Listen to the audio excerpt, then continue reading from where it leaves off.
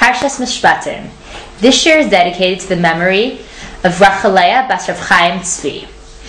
Parshat Mishpatim is actually told at Sinai.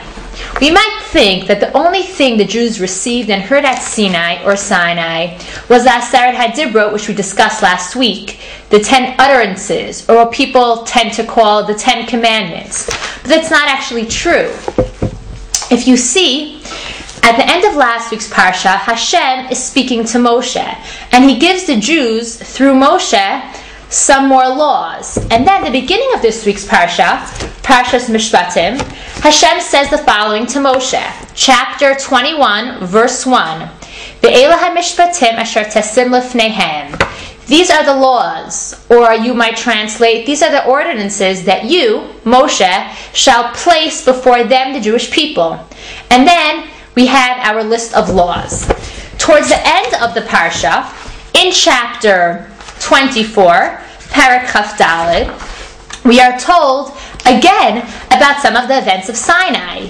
We are told that Moshe tells these things, tells these laws to the Jewish people, and the Jewish people say, whatever Hashem says, na'aseh, we will do. And Moshe then makes a brit, a covenant with the Jewish people. The next day, he completes this bris, this covenant. Again, it's not really Moshe making the bris. It's Moshe working with the Jewish people to make a covenant with Hashem. Again, and the next day after Sinai, they complete the bris, they complete the covenant, they bring offerings, and then Moshe goes up to the mountain where he is there for 40 days and 40 nights. So this Parsha, Parshat Mishpatim, is given at Sinai. It's an incredibly important Parsha. It's so important that Hashem wants to give this to the Jewish people before they receive the rest of the Torah. So what does this Parsha include? What's so important that it has to be given to the Jewish people at Har Sinai itself, at Mount Sinai itself? So there are many, many laws in this Parsha. I want to discuss a few of them because we're not going to have time to discuss all of them. And I chose some that interested me. I hope they interest you too. So let's turn to chapter 22, verse 18. We're going to read this Parsha and then we will explain it. Now, I'm not sure if we've discussed in the past the idea of a Parsha Ptucha and a Parsha Stuma. Basically, in the Torah scroll, there are spaces that separate between different parshiot, or what we might call paragraphs, different sections. We have what's called a Parsha Ptucha, an open Parsha, and a Parsha Stuma, a closed one. Now the difference between these two separations is the amount of spaces between one section and the next. Sometimes, at the end of a section, we will have no more words written till the end of the line, and the new section starts the next line. That's called a Parsha Ptucha, an open Parsha. At other times, we will have the end of one section, a number of spaces, but then on the same line, the next Parsha begins. That's called a Parsha Stuma, a closed Parsha. And this is the way we know paragraphs and sections in the Torah. We don't have chapters in the Torah. The chapters that I refer to and that many people refer to when they read the Torah actually came from the Christians.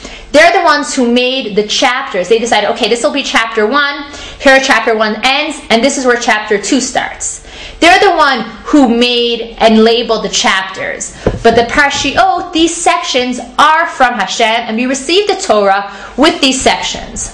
So let's read this section over here, again starting chapter 22, verse 18. Zoveach le'Elohim yacharam bilti laHashem levado. One who brings an offering to gods, and here we're not talking about God, obviously, because why would you be punished for bringing an offering to God? We're talking about other gods or idols will be destroyed. Or the word in Hebrew here is yecheram. Bilti laHashem levado. One is only supposed to bring offerings to Hashem. V'ger lo toneh, and you should not persecute the convert. V'lo tilachatzenu, and you should not oppress him. Ki gerim hayitem be'eretz Mitzrayim, because you were converts, you were strangers in the land of Egypt. Kol almana v'yatom lo ta'anun, you should not oppress or persecute the widow and the orphan. Im anet ha'ane oto, if you do persecute him, ki imtza'o kitz'ak alai, When he will cry to me, Shamoa eshma tzakato, I will hear his cry.